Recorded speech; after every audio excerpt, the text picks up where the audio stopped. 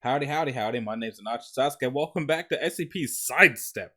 I still had the folder, so might as well use it. I spent all morning trying to think what of the content that I do on my channel would be appropriate for Friday the 13th.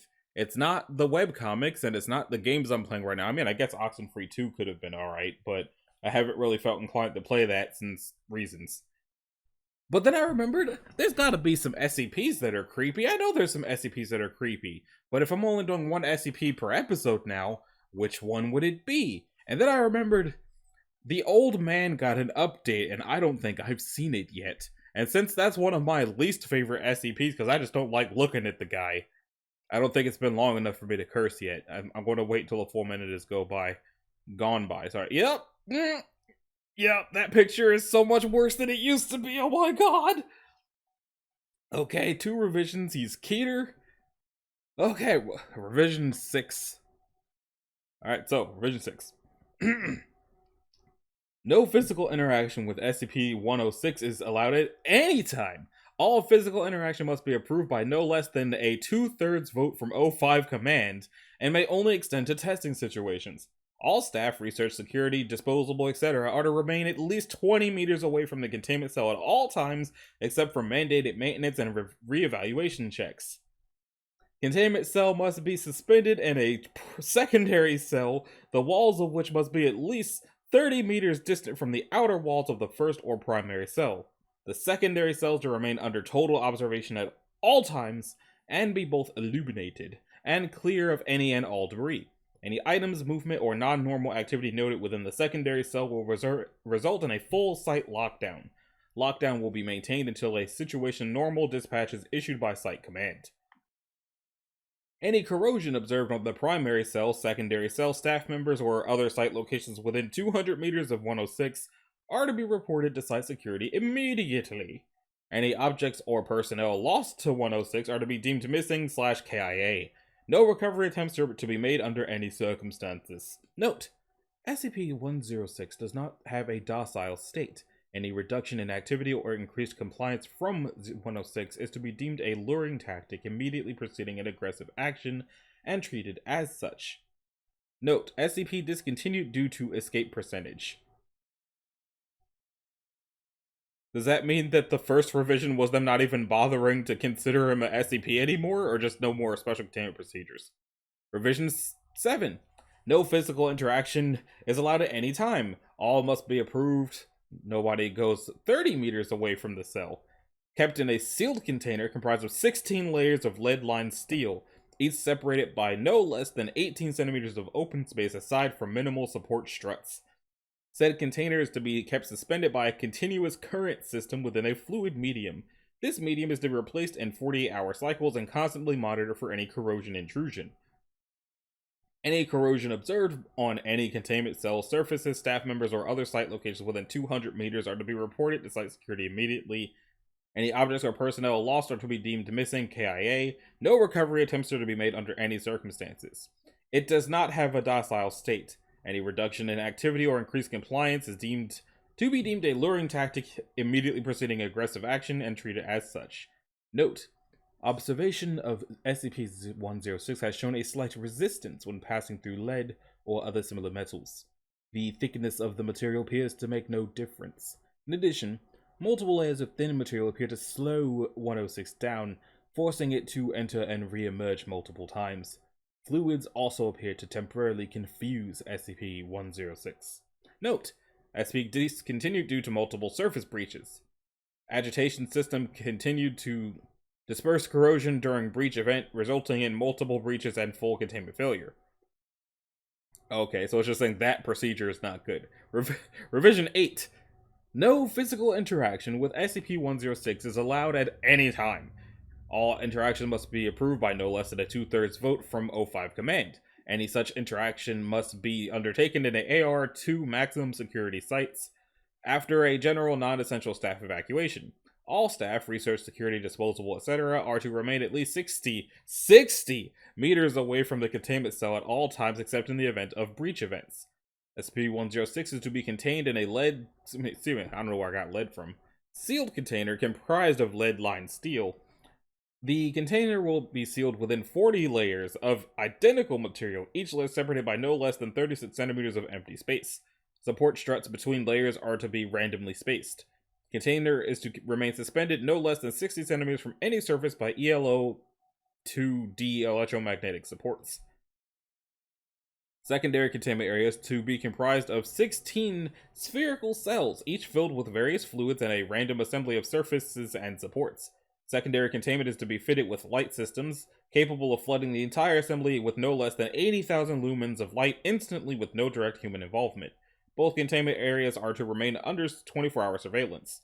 Any corrosion observed on any containment cell surfaces, staff members, or other site locations within 200 meters of 106 are to be reported to site security immediately. Any objects or personnel lost to 106 are to be deemed missing/KIA. No recovery attempts are to be made under any circumstances. Note: continued research and observation have shown that when faced with highly complex/random assemblies of structures, SCP-106 can be confused, showing a marked delay on entry and exit from said structure. SCP-106 has also shown an aversion to direct sudden light. This is not manifested in any form of physical damage, but a rapid exit into the pocket dimension generated on solid surfaces. These observations, along with those of lead aversion and liquid confusion, have reduced the general escape incidence by 43%. The primary cells have also been effective in recovery incidents requiring recall protocol blankety blank blank. Observation is ongoing. Now then, SCP-106 appears to be an elderly humanoid with a general appearance of advanced decomposition.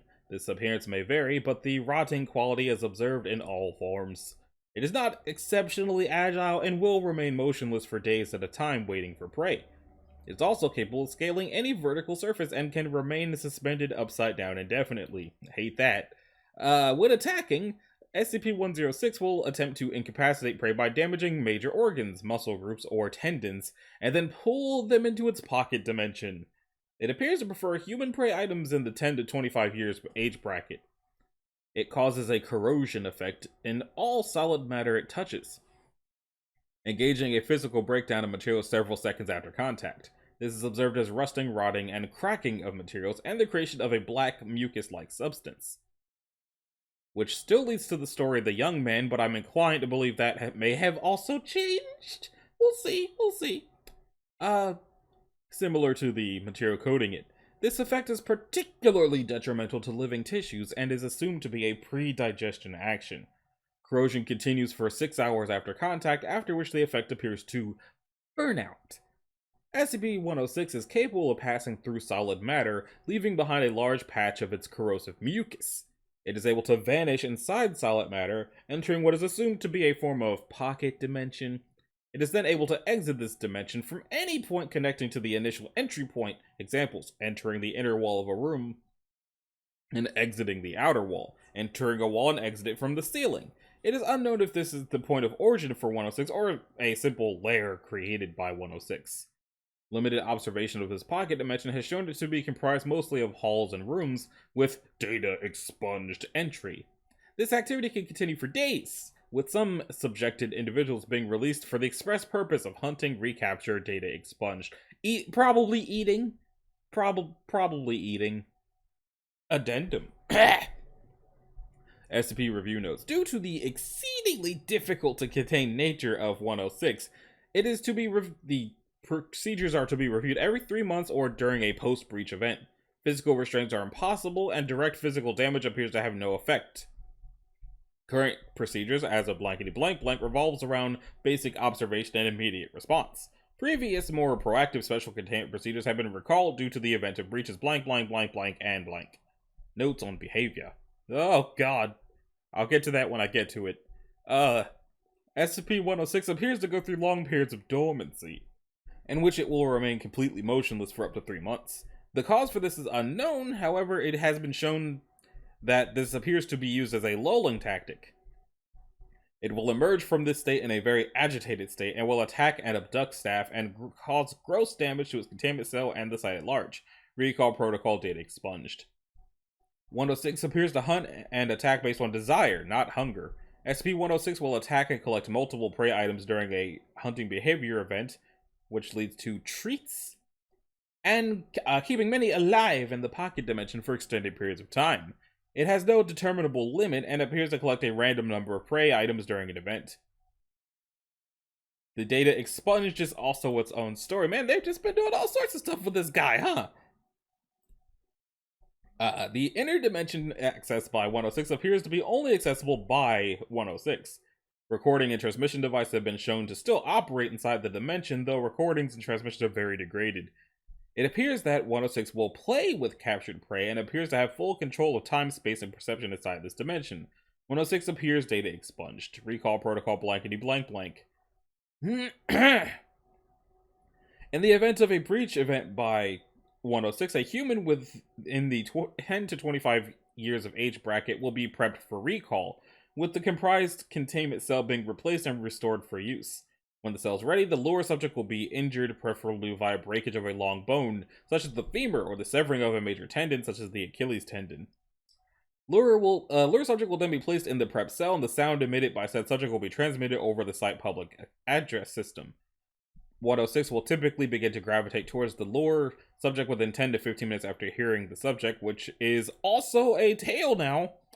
Should 106 not respond to the initial broadcast, additional physical trauma is to be administered to the lure subject at 20-minute intervals until it responds. Multiple lure subjects may be used in the case of major breach events. SCP-106 will typically enter a dormant state after finishing with a lure subject. In addition, subjects may data expunged. And it says here on this horrific picture, Agent Blank, after release by 106, subject had been missing for 2 hours. Subject remained alive for 1 hour after release. That is just, Part of me is like, use these for thumbnail. And the other part is like, not only will those thumbnails probably get me pimp slapped by YouTube, I also don't want to have to look at any of this longer than I need to. Now then, we got 4 more tabs of this. First is the young man. Is the picture of his face still here? Nobody could like Corporal Lawrence. That's not to say that nobody tried or that he was somehow unfriendly, merely that he was one of those few that seemed to be wired differently. However, in the trenches of World War I, normalcy was at best a relative term, and one that had minimal relation of life such as it was. Lars fought, listened to orders, and didn't disrupt the other soldiers, and that was all that was required. So what if people felt increasingly uncomfortable around him? In a place where the flesh rotting off your bones while you were still alive was the baseline of concern, a little personality conflict ranked several levels lower below a paper cut. Lawrence, for his part, dealt with it as he always had, that is to say, remained totally unaware of the avoidance. The same way a man blind from birth cannot mourn the memory of color, Corporal Lawrence couldn't bemoan a lack of company. He was quiet, as he had nobody to talk to, and still, as he had nothing to do for long stretches of time. The enemy trench less than a mile away had gone silent for several days, letting boredom and nervousness sink in more than normal, coupled with the unease that seemed to radiate off of Lawrence like heat waves. The worst part was that there was no distinct reason to dislike the corporal. He was a plain man, average height, average build, bland of voice and action.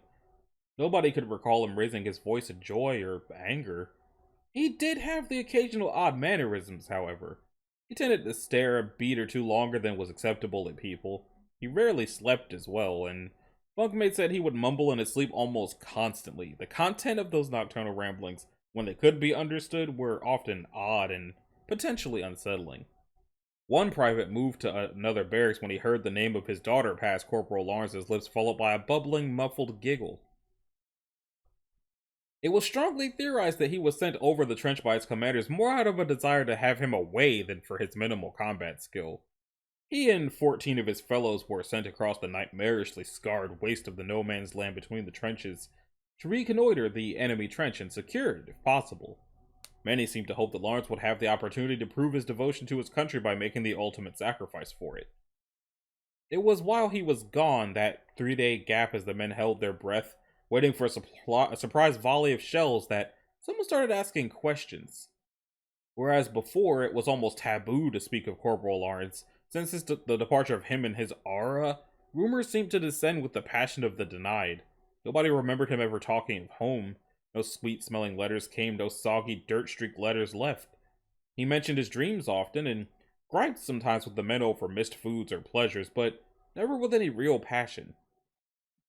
Questions started to float among even the higher levels of the command. Nobody was able to actually find his station orders. He'd come in with a squad of reinforcements transferred from France, but there was no paperwork. The rest of the reinforcement squad had never seen the man before he'd been lumped in with them the night before the trip, along with the snips and scraps of other squads decimated by the Germans. Whispers filtered among the grunts of the corporal being a curse.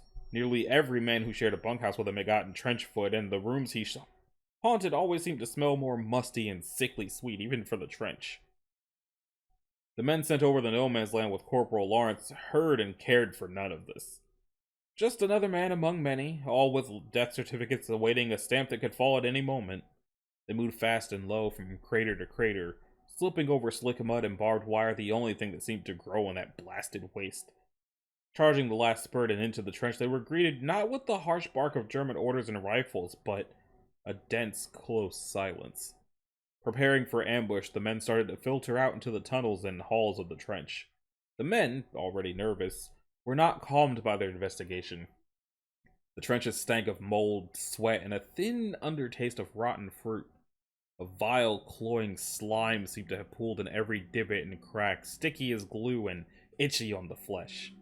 In a world where rats and insects would try to snatch food from your mouth even as you ate, they saw nothing alive, not so much as a fly.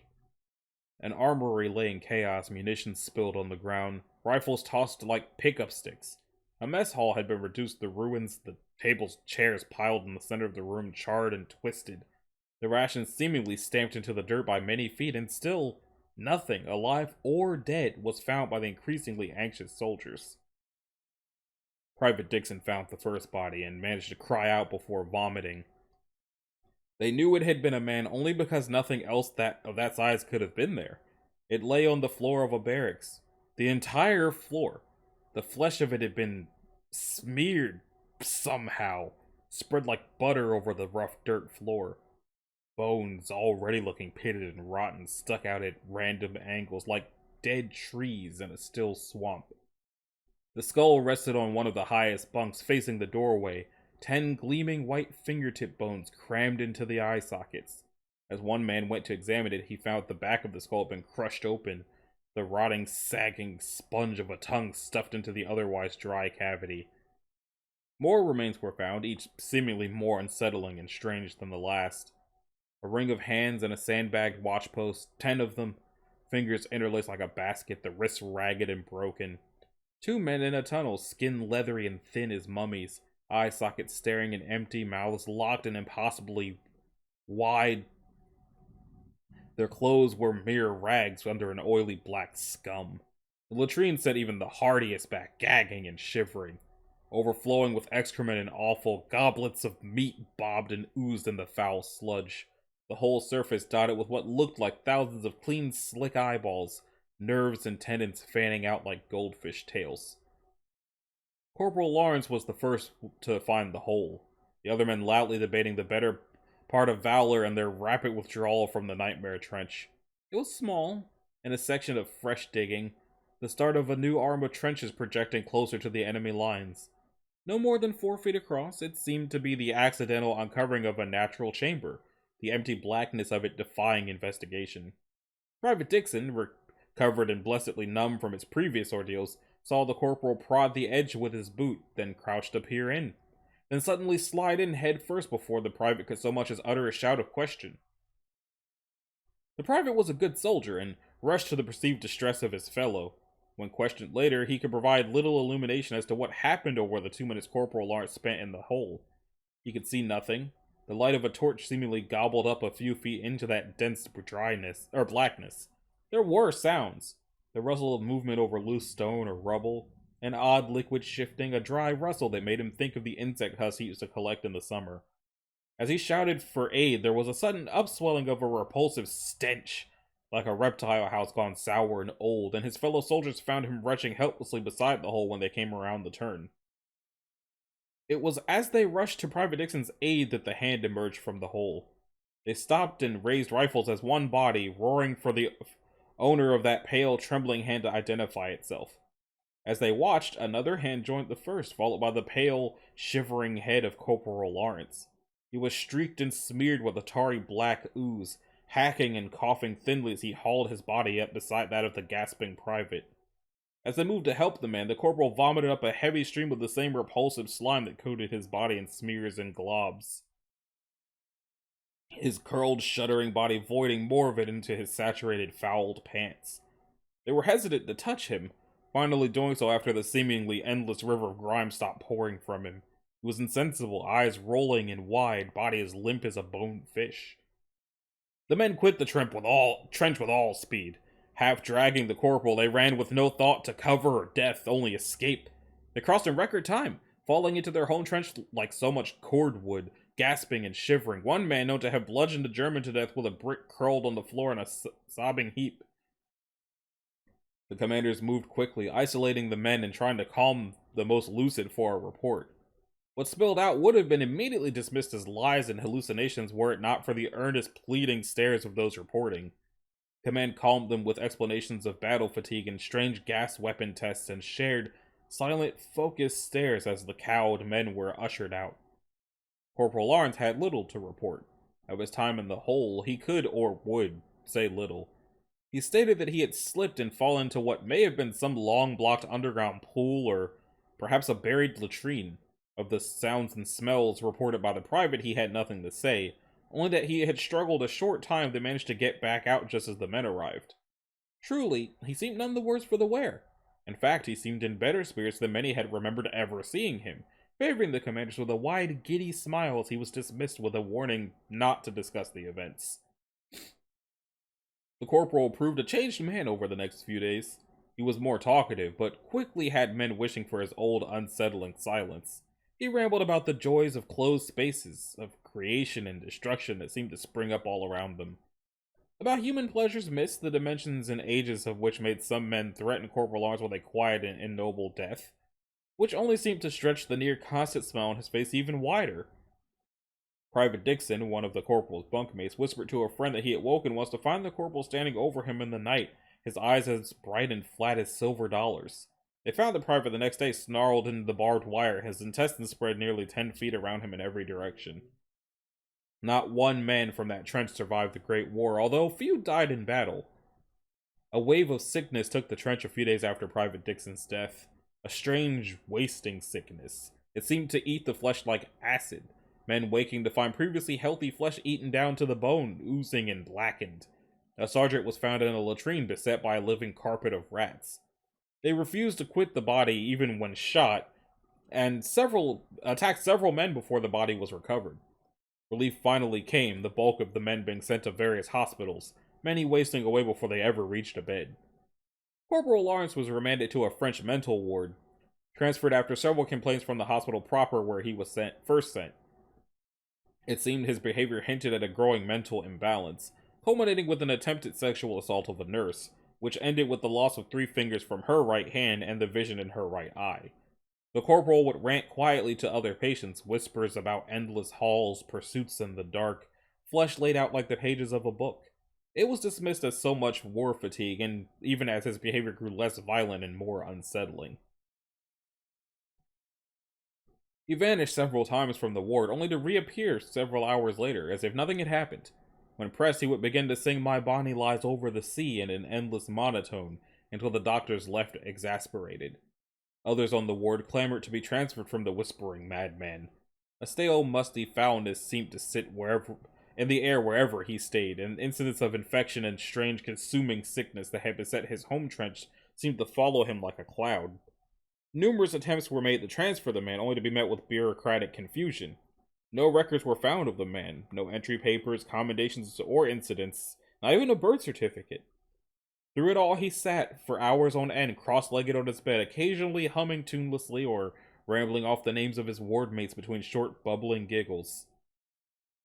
Corporal Lawrence and 18 men vanished one November night, between a 5-minute nurse rotation at 3 in the morning.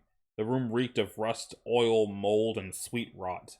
Thick black swaths of crumbling ooze coated the beds and several of the walls, wide patches of it smearing and eating into the floor. Of the men there was no sign at first. As they searched, one nurse shifted a bed aside only to shriek and nearly trip across one of the sunken, reeking depressions on the floor. In a tight, perfect spiral were what appeared to be hundreds of teeth resting neatly on the floor.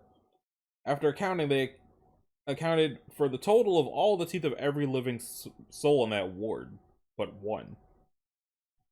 The corporal was never found, nor were the men.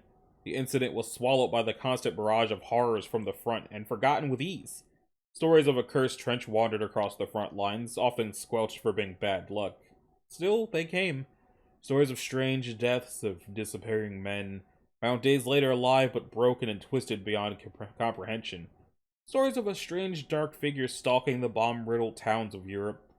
This may be the only known image of Corporal Lawrence ever recorded, taken several days after his return from the hole in the German trench. God, I hate this guy.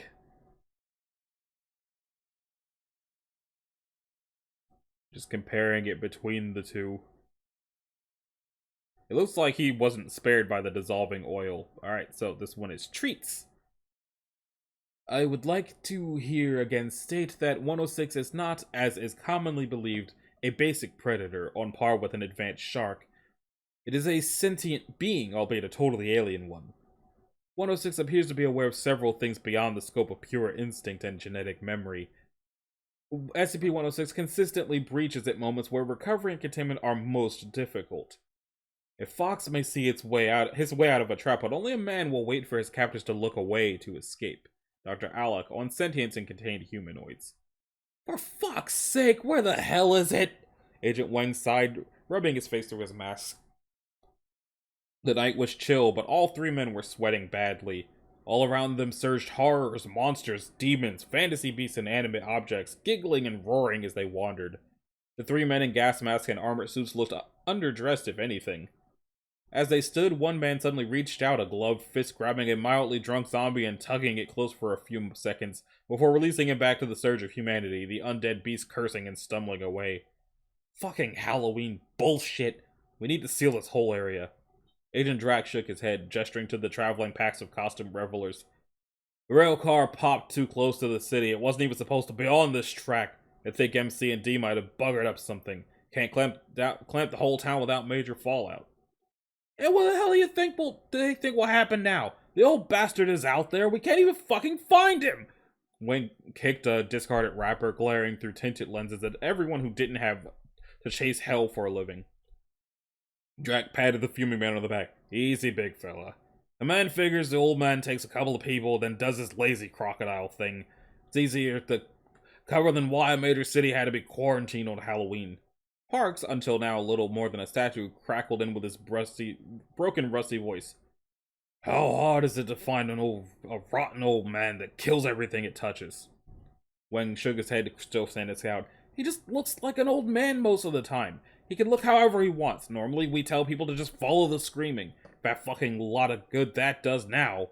Where the hell's our expert? A brittle, creaking chuckle rolled over the radio. Harkin says he's as much of an expert on SCP-106 as a plane crash survivor is an expert on aviation. They won't field lab techs until our initial eval. We're on our own for now. The three men stood awash in horrors, looking for one that would put all the rest to shame. The drunken angel wandered on the edge of the fire. Demons, zombies, and pop culture icons swirled around her, moving like a single mass before scattering into small clusters and pairs, only to surge back together again.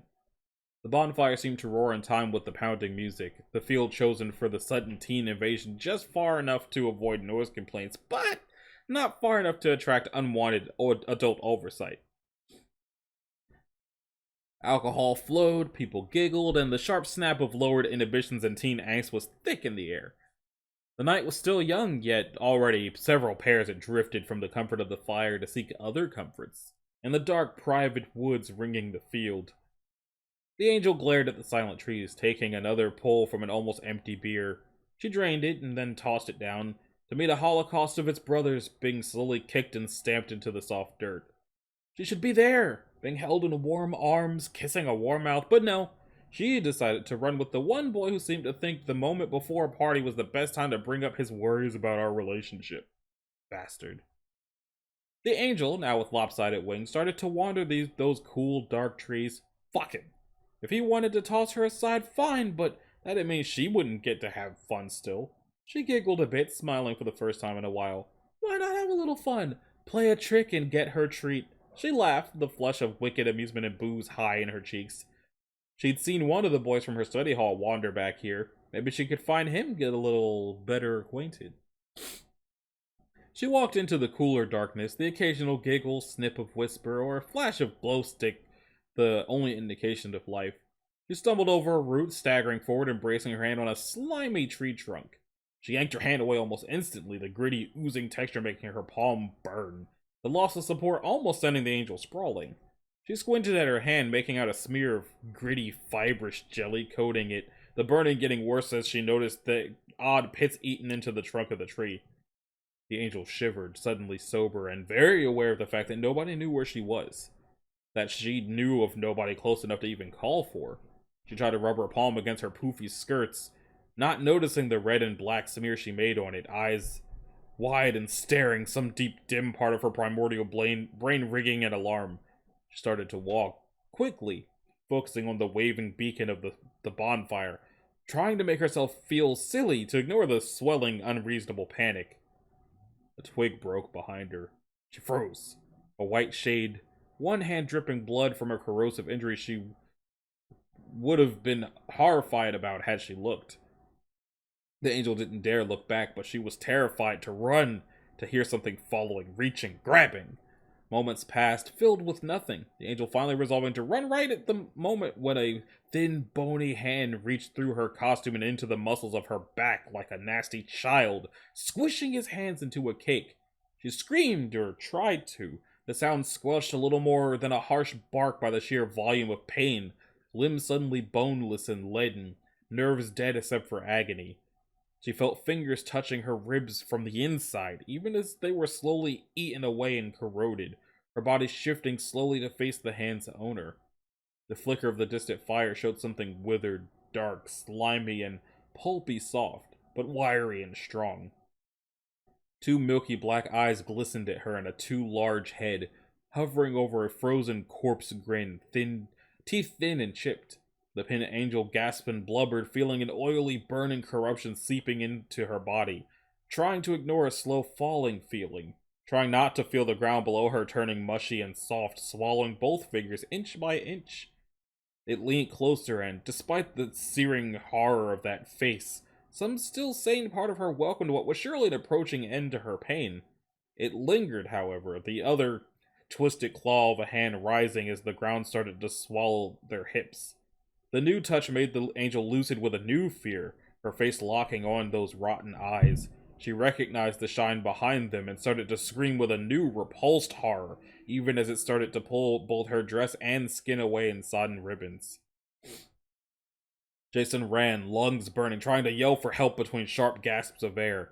His Batman costume felt like such a joke now, running between streetlights, feeling that warm spot of pee on his pants. Where was everyone? He'd been so stupid trying to be the big brave kids and got alone. Now he really was alone, and his friends had probably been eaten. He didn't know this for sure, but when the boogeyman dropped out of a tree and started shoving kids into a wall that was suddenly like quicksand, it was probably a safe bet. He hadn't even been able to do anything. Just watch those long, bony fingers as they grabbed his two best friends, just yanked them away like dolls, barely screaming before the squishy black wall gulped them up. The boogeyman, it hooked his fingers into David's eyes like Dad had taught him to hold a bowling ball, and Jason was abruptly sick down the front of his costume, the half-digested mess of chocolate looking unsettlingly like the goo that had splattered everywhere while the tall, lanky, naked old man had landed out of the tree.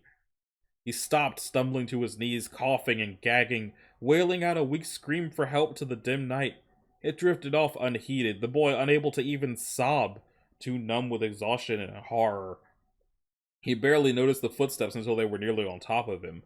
He looked up, ready to beg whatever adult he saw for help. Then he saw the legs. Thin, black, the feet looking pulpy and flat with age, the concrete under them turning cracked and gooey. Jason looked up more, shaking more and more violently. The withered hips, the sticky, soft chest that didn't rise or fall. And finally, that nightmare head, looking like some kind of rotten pumpkin but black and oily as a bucket of tar. The eyes locked on the boys as shiny and blank as a flashlight in a basement. The teeth parted, some kind of whirling, slimy blackness shifting inside. Jason stumbled back, gasping, trying to scream but unable to even breathe correctly. He stared at the boogeyman as he rolled something in the palm of that thin, beaten hand, pulling it between two bony fingers and lifting it to his mouth. The boy thought it was a candy or something, but then he saw the glint of metal. It was his best friend Anthony's front tooth. It still had the bracket from his braces on it. The boogeyman placed it between his teeth, gently, the tooth still white and clean in that filthy, dripping mouth.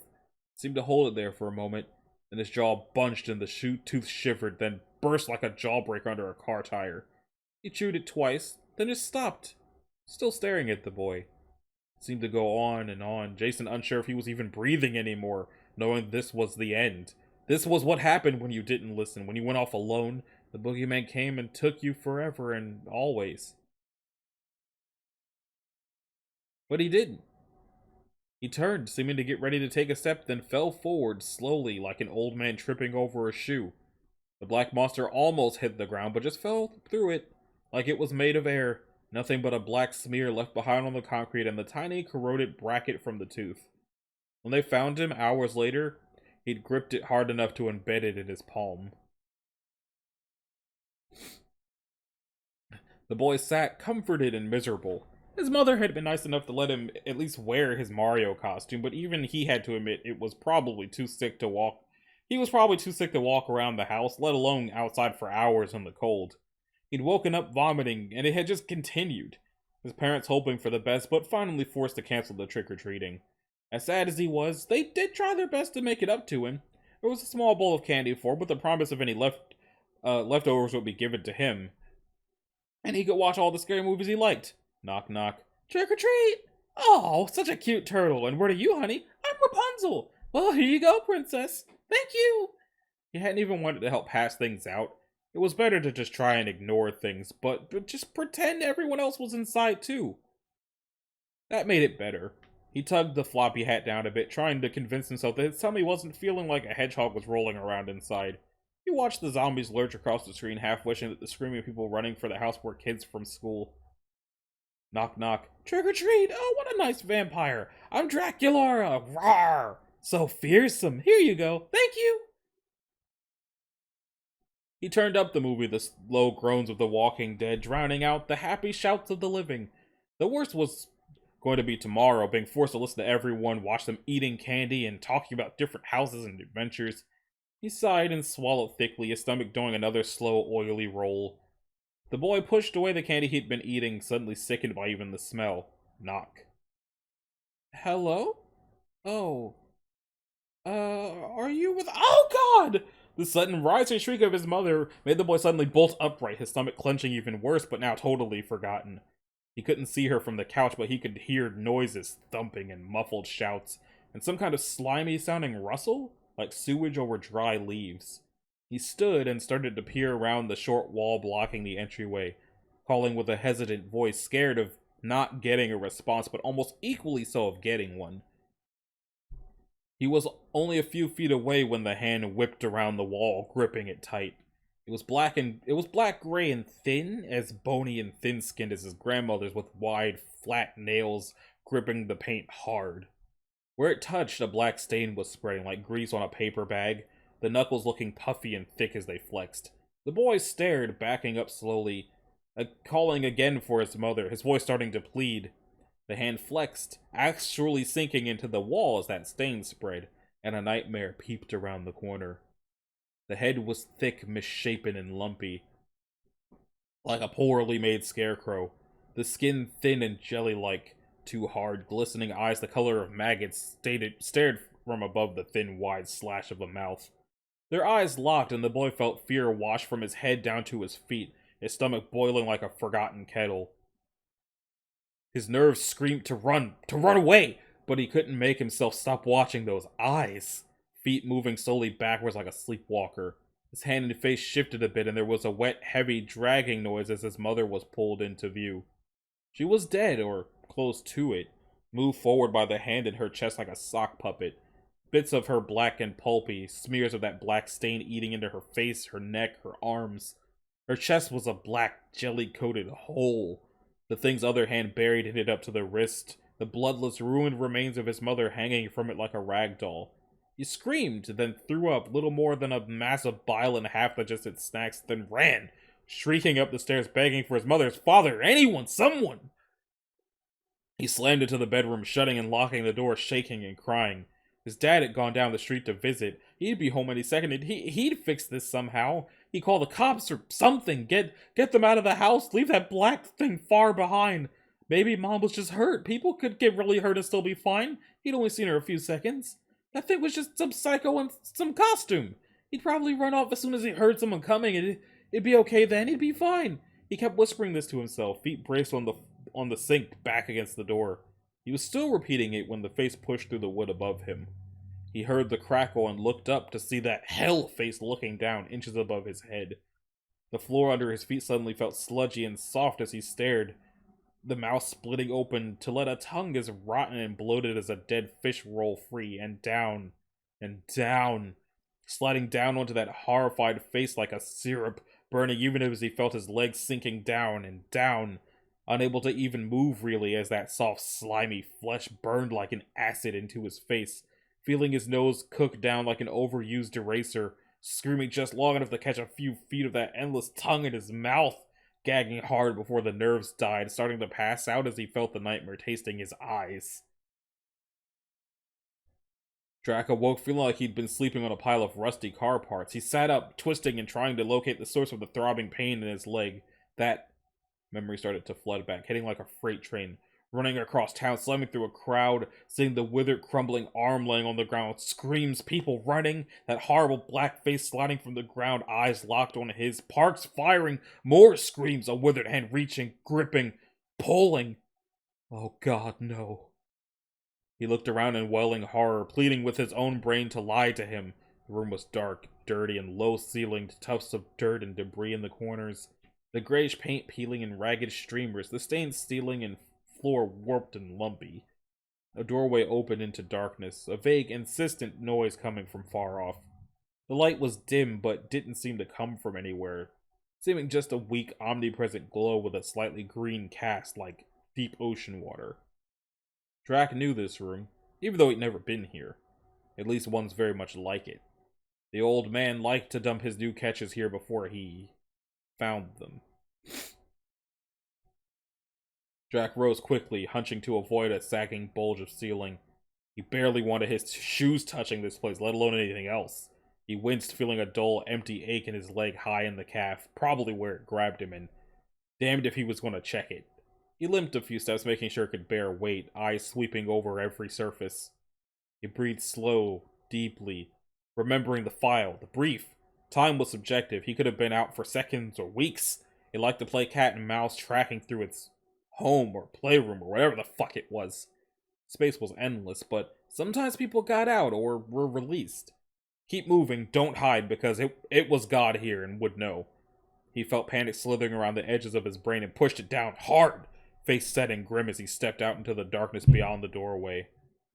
The hall was long and broken, like a hospital hallway after an earthquake. No big holes, just twisted and tilted oddly. He creeped down, as close to a wall as he could get without touching it, feeling gritty plaster crunch under his feet. The noise was louder, the sound of high-pitched monotonous crying. It set the teeth on edge, but they said it would be like this. The key was to keep moving, keep looking. Yes, it was endless, but if you kept on the move, it seemed like 106 got confused or lost track of things, and you could accidentally wander back into the world. He kept repeating the steps, the briefing in his head like a prayer, ignoring the part where 106 would typically hunt escapees forever. He took a right at the end of the hall, passing down another, then a left, starting to move faster, ignoring the odd, corroded twists of pipes and wire in some of the rooms he passed, or the suggestive soggy mounds of something. The crying kept getting louder, the high-pitched gurgling wail of a baby. Ignore it, keep moving. It called the shots. It could make the whole place sound like a dentist drill if it wanted. Drac pounded down a hall, nearly at a dead run, trying not to see the growing dampness of the walls, the changing texture of things, Broken plaster over old greenish bricks, floor going from broken vinyl to concrete to dirt. He turned a corner too fast, a gooey patch of black causing his foot to skitter, nearly dropping him to his knees as he clutched the bare, wet brick wall. He looked out in the dim, mossy room, the sound of helpless, angry crying very, very loud now. He froze, staring, half crouched and clutching the wall. It was standing in the middle of the room, a thick, ankle-deep puddle of black jelly at its feet. The old man was turning, slowly, rocking in slow, side-to-side motions. The crying was coming from the thing in his arms. It was a torso, wrapped in masses of what looked like barbed wire. The wire threaded in and out of flesh, some places looking like the bleeding skin had flowed like warm taffy over it.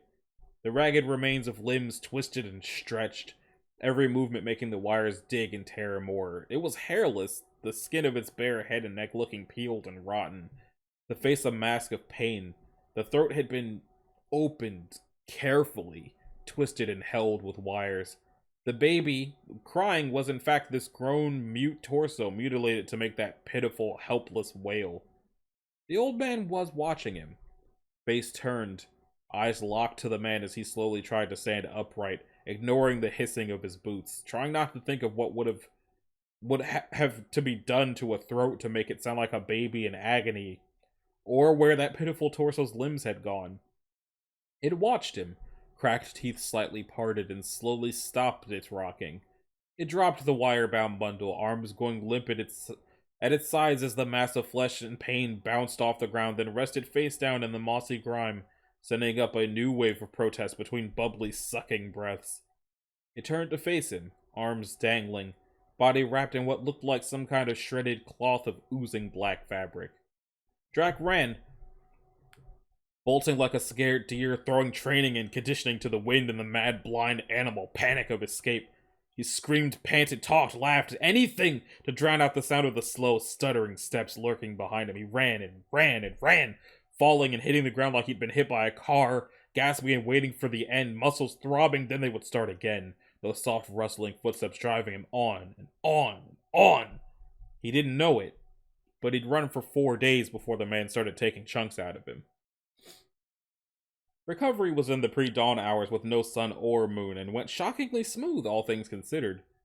SCP-106 was found in the middle of a field, making pumpkins sag and burst by squeezing or stepping on them.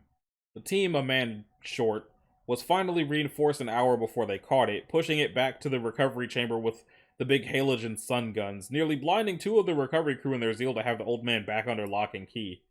It sat in the cell without a moment's attempt to try and escape. It sat and did nothing, head tilted, arms and legs limp. One MTF member stated that it looked sated and was told to shut up in an official capacity.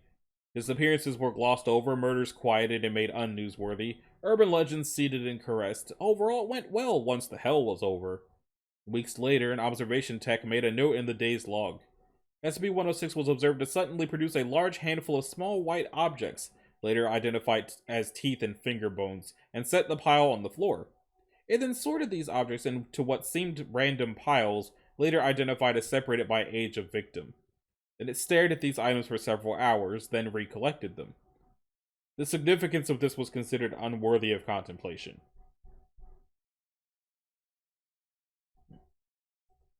Okay, how long is this one?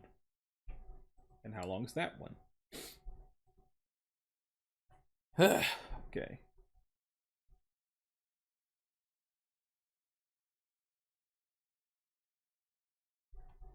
So it looks like this one is long-ish and also leads to a different tale. But I don't really want to split this into 2 separate episodes, so let's just see how this goes. She didn't hear it. Not at first. At this time of night, the labs were deserted. The whole of Site-120 was practically empty. Corridors dim and silent, offices shut, experimental apparatus crouched in shadowy chambers. There was no anomalies contained on site, or were no anomalies, so the only people left in the compound were a couple of security staff, and a 63-year-old researcher hunched over a bench full of notes and textbooks, a single desk lamp bright against the lab's enveloping darkness. She'd always been wrapped up in her work, her colleagues said. There was no one to go home to. She had been with the Foundation for many years, many late nights like this, engrossed in the calculations and correlations spread in front of her, and so she didn't hear the noise, not when it started.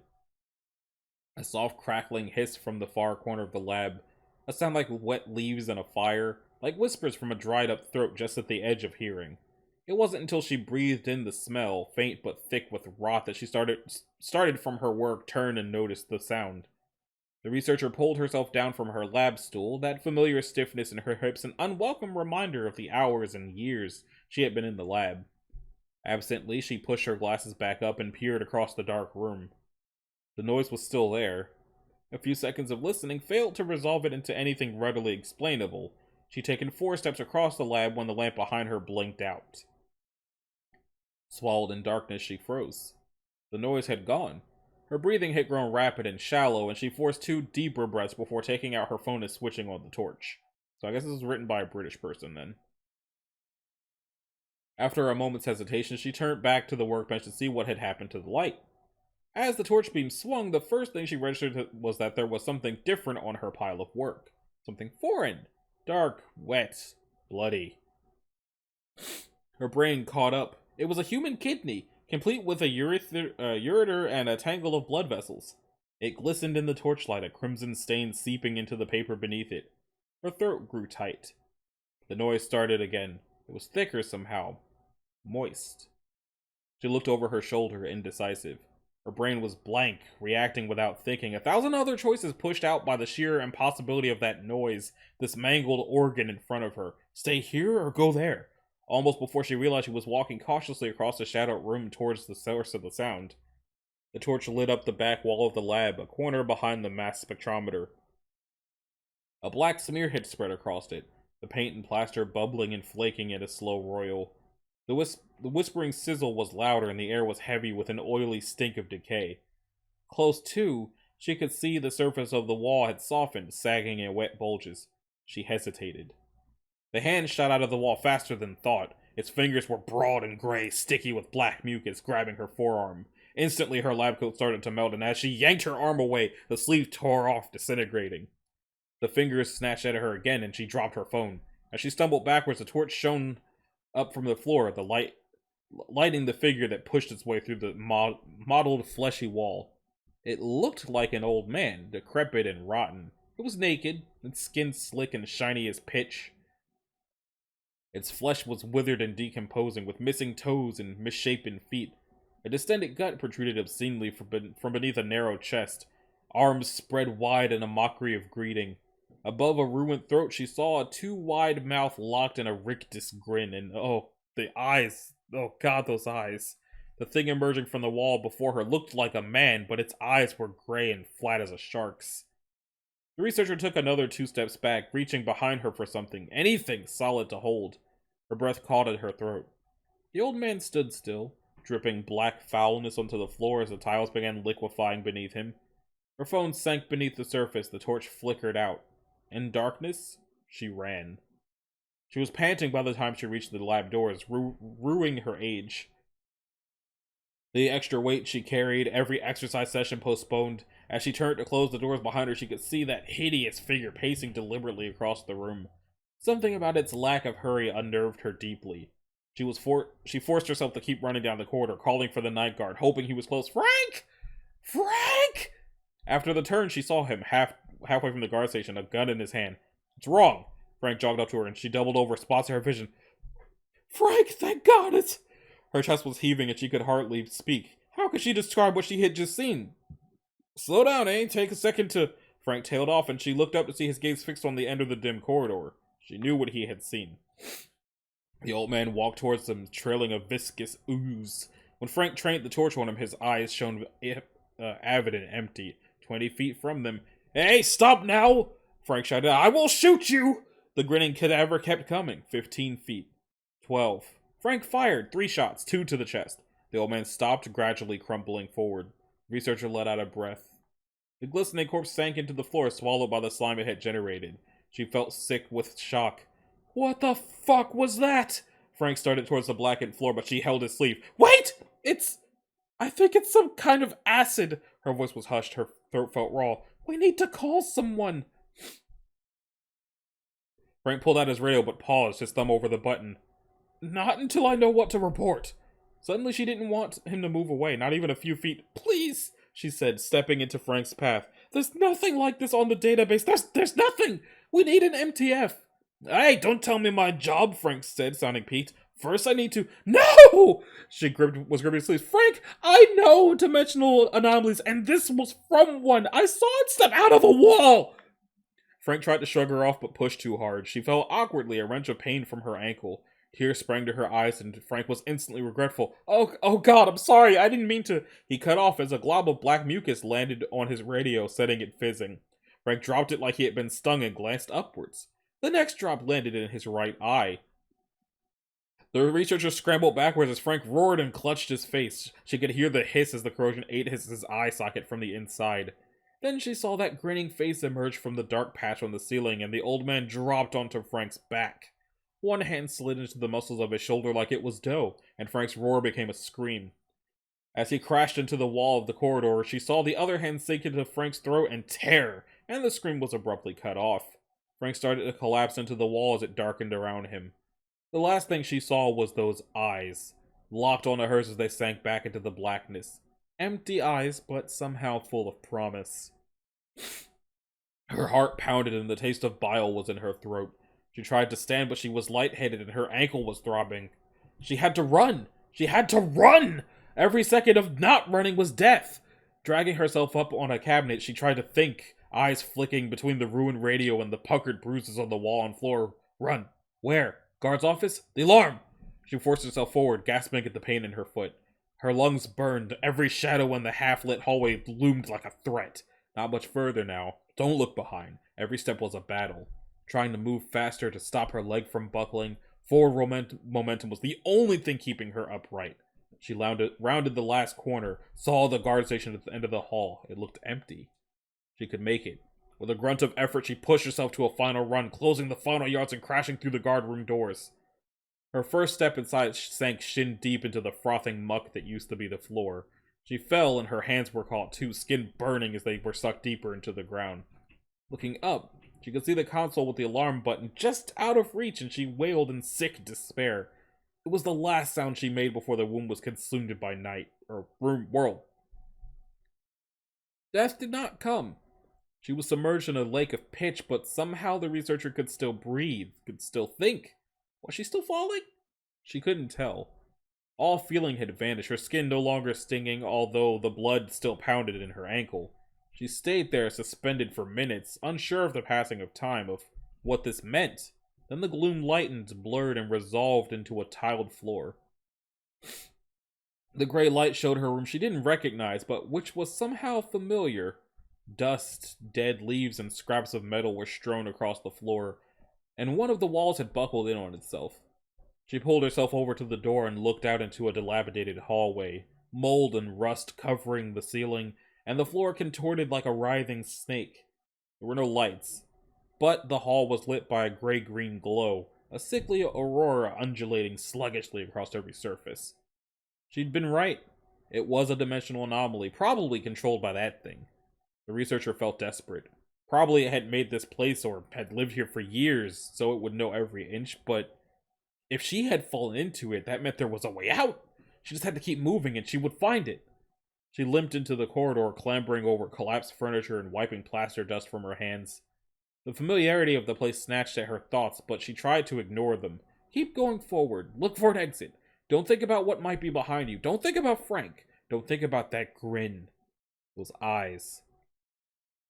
A metallic buzzing grew louder, and she realized that it had been there since she arrived in this place. She tried to move faster. A gust of wind blew around her, faded.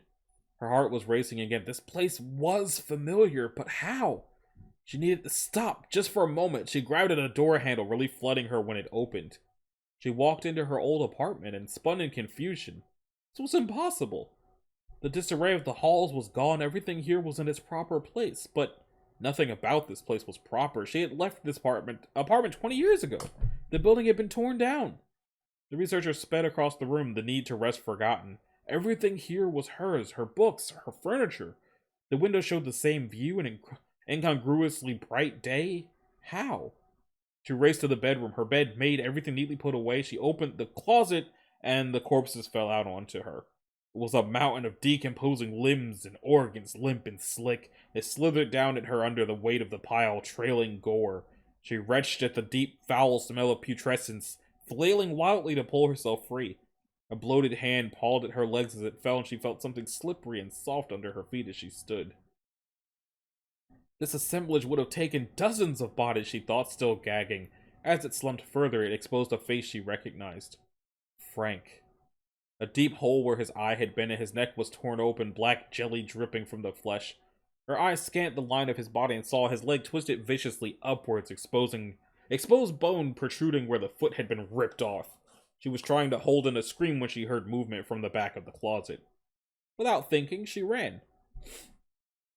Behind her, the sounds of sinewy limbs pulling themselves clear of the corroded wall. She bolted for the door to her apartment, ankles screaming at her. She could feel the old man enter the room only a few steps back. The metallic buzz constricted around her as she emerged. Staggering down the hallway, realization overwhelmed her. This wasn't some old hospital or school. Her apartment had given her the answer. It was twisted, corrupted. But this was Site 120. She couldn't think about why that was, what it meant right now. Was that she might know a way out. She took another left turn, skidding on the wet floor and crashing her head on the opposite wall. Her ears rang. The footsteps behind her were louder, closer. She dragged herself onwards, her breath a whimper from the pain in her foot. One more corridor and she should be back to the guard room. She hoped like hell that the dimensional parallels held up. The footsteps grew louder. She could hear the drip of ichor. Her vision grew dark. The hall telescoped in front of her. A hand clutched at her back, her lab coat melting to tatters. The guard room was just ahead. She was exhausted. She couldn't make it. The floor beneath her started to bubble. With a yell, she crashed through the guardroom doors again, pushing through the oily puddle behind them and surfacing into the real Site 120. The ghoul was still behind her. She fell hard on the console and slammed her hand down on the alarm. Klaxons blared and the emergency light flashed. She turned, pushing herself as far as she could into the corner of the console, but the old man had halted in the middle of the room. It was staring at the light. She heard a new noise, like a deep growl. Suddenly, she realized that the corpse behind her had a lump of new flesh in its throat, bloody and ragged. Frank's throat, she realized, and her stomach dropped. She looked at the old man, seeing its misshapen carcass patched and scarred. The old man was still transfixed by the light. Its growl built in intensity.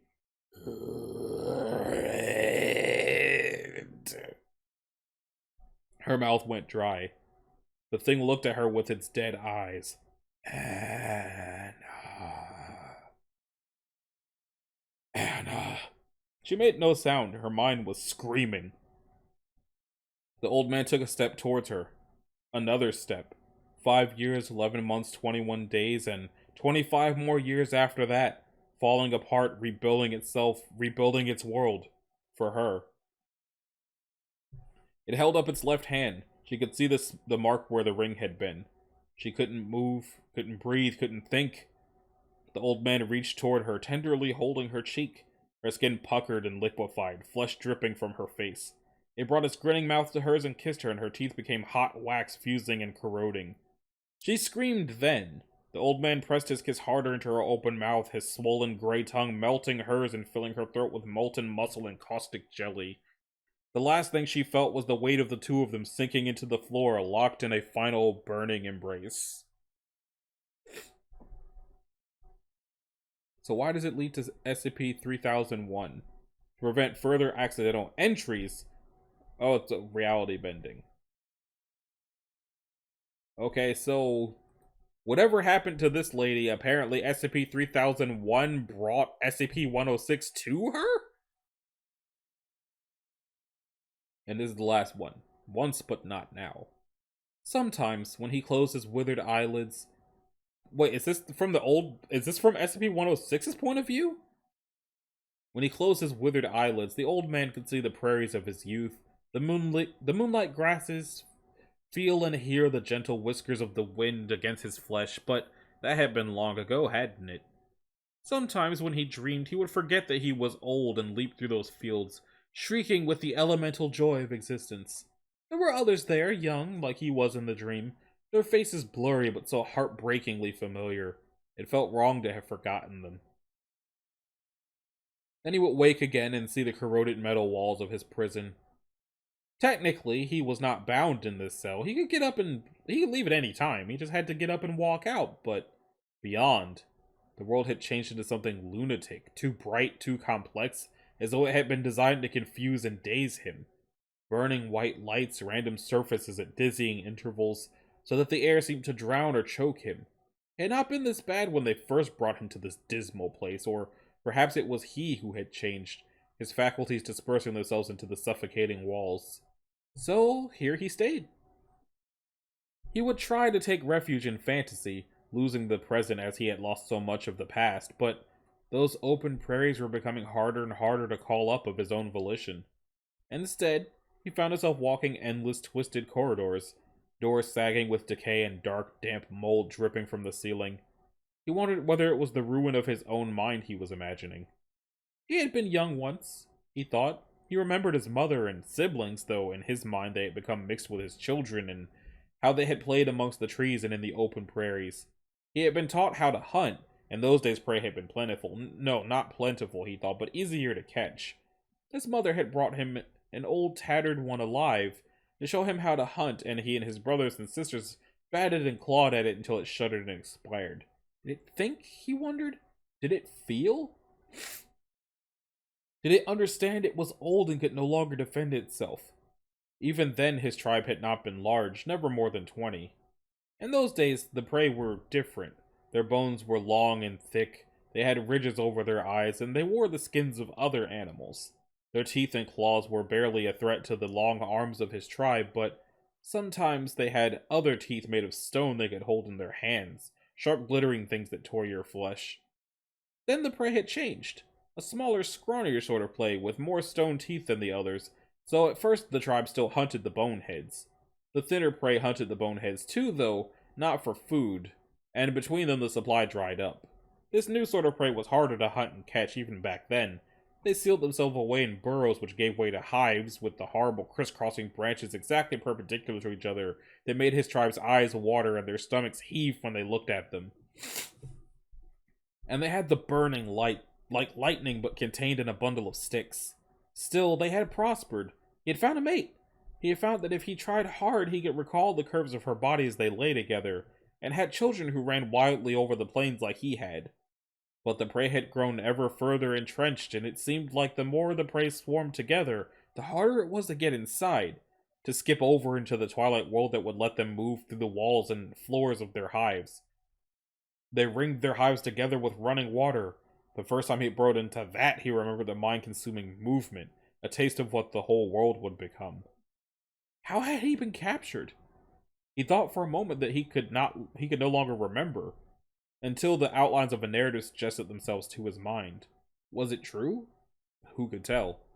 He had been alone, perhaps for decades, the last member of his tribe. He could no longer recall whether it had been his mate or one of his offspring, had vanished one day like all the rest. He sometimes entertained himself with the thought that she was still alive, then wondered what that meant. He would not wish this disintegration, this incomprehensible confinement on her or any member of his tribe. He thought he could remember waking one day and feeling hungry, more hungry than he had ever felt in his whole existence. He had roused himself from near hibernation in the tree where he lived and descended. The prey's hive nestled in the shadow of a hill on the far side of the lake the old man remembered being far larger in his childhood. The prey drank it, and he had realized one day long ago, and their teeming thousands depleted it. When it was dry, the prey would be gone, and that would be... And then what would he do?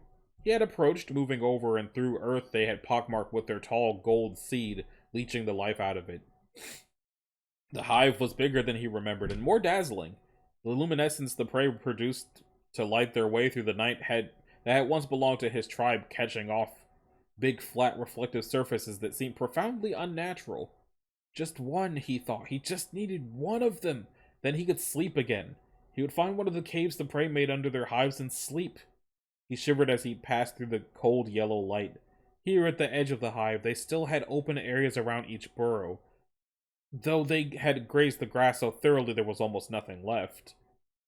He remembered seeing one of them, small, tender in his mind's eye, and the old man drooled. He had watched it for days, waited for a moment when it left the safety of the pack. These days, precious few moments. They guarded their young so fiercely. Then, while it was running near its burrow, he took it, with long arms closing around it and fingers searing into its flesh. A twist practiced many, many times, and it was gone. He could not wait to hide. His hunger was too severe. His remaining teeth were already gnawing at the soft tissues of its nose and ears, that even as he hugged the small body to him, it shrank into the shadows of the tree line. Then the light, then the pain. The prey had found him hours later, eating what was left of the infant, and they shone their brilliant light in his eyes. Blows fell on the old man, crushing him. He felt something pop in his arm. Something shining was looped around his wrist and the tree, and they went away. He tried to retreat to the fields in his mind, but the cold iron kept him there. He had found a way to escape it later, but that was after they had put him in the cell at the center of the maze. Then the white coats had come and taken him away, and the lights had grown brighter and the pain more intense. No food, no food. He was dying, he thought, distantly, starving one day at a time. When he had been young, he had seen an old man die of starvation. He had killed another member of the tribe, and no one would share their food with him. His limbs had hollowed out, and his skin had become like a dried leaf. For a long time, he had hoped that the others of his kind would come and find him, save him from this humiliation. But they would not relieve his hunger, he knew. They would not share their food with him. He had become that old man, and he had committed sin. He could not remember the reason he had fought the larger male. Times had become hard and prey scarce, and the other male had failed the tribe. It had occurred to him later that the older male might have been his father. The old man remembered the onlookers, faces blurred and shifting, watching as he pummeled the larger male to the floor and put his hand in the other's skull and moved his fingers until there was no life in there anymore. But he had done no better, and his people had grown thinner and thinner and left him, one by one, to find richer hunting grounds elsewhere. Now he was alone, and as the years went by in the metal cell, he began to think an awful thought. I am the last. Once, but not now. I missed something. Once, these bewildering creatures in white coats would not have confused him. His mind would have been clean and sharp, and he would have navigated the horrible labyrinth outside his cell. Once, but not now. Now he wandered alone in the crumbling steel darkness, the pain from his stomach overwhelming what was left of him. I have lost everything, he thought. I have lost everything! He twitched as he realized that in his distress he had drifted further from his cell than he ever had before. Those decayed corridors of mind fell behind him, and he found himself in what he thought was the waking world, but nothing like the maze he had perceived before. Here the air was so fresh his old lungs exhaled suddenly as though he had been submerged in ice. He was in a small tunnel-like space, like the burrows of foxes or badgers, but hard-cornered in metal in the fashion of the prey. Below him were slats of light, and he realized dimly that through them he could see the world of the whitecoats, clean and clinical, but there was something wrong. Red lights were wheeling back and forth hypnotically. The whitecoats were running, rushing away to be replaced by others with blue hard hats and determined expressions. Then he smelled it. The scent of injured prey, so rich, so replete in memory, but so harrowingly distant, that he wondered if he had imagined it like so much else. But no, there it was again. The old man stirred long black limbs and raised himself up as far as he could, his ragged nostrils sucking in the fresh cold air, and his ears, dulled as they were, picked up that long-forgotten cry, the gibbering assemblage of syllables almost human, as the prey called out in pain and fear. The dribble came thickly down his withered chin, and dry old eyes moistened again as he remembered marrow and blood soaking into pink, juicy meat, just like it had been in the old days. No doubt the whitecoats would take this morsel from him as they had taken it away before. He didn't care. There was not enough left of the old man to care. He could only move down through the slats towards the light. The old man came drip, drip, dripping down the wall. Interesting. Still hate looking at him. But it sounds like the first tale was just him hunting people. The second tale seemed to be something related to his past. And the third tale was just straight up implying that pretty soon, if they continue to contain SCP-106 the right way, in ways that work, eventually he's just going to die. He's still Keter because they don't know that, but if they can, if the next revision is better than revision 8, then eventually it sounds like 106 is just going to die off and be neutralized. I don't know if the website will ever let him be neutralized, because Markiplier dubbing him Radical Larry made him way too popular for that. But I don't know. It could happen. It could happen. That's going to do it for this episode, Friday the 13th episode of SCP Sidestep. Now we're all caught up on all of the wacky changes they've made to SCP-106. Still not sure how he ties into 3001. Maybe I'll find out someday. If you liked it, a like and a subscribe will be groovy. If you didn't, you don't need to do either one of those things. If you want to click the bell, you can do that as well so that you're notified of future uploads. And I'm not sure if I'll even really be able to give this a thumbnail because all of the pictures it has at my disposal are too horrifying, and so are the tales. So it might just be whatever thumbnail YouTube gives it. So thanks for watching, and I'll see y'all on the next one. Later.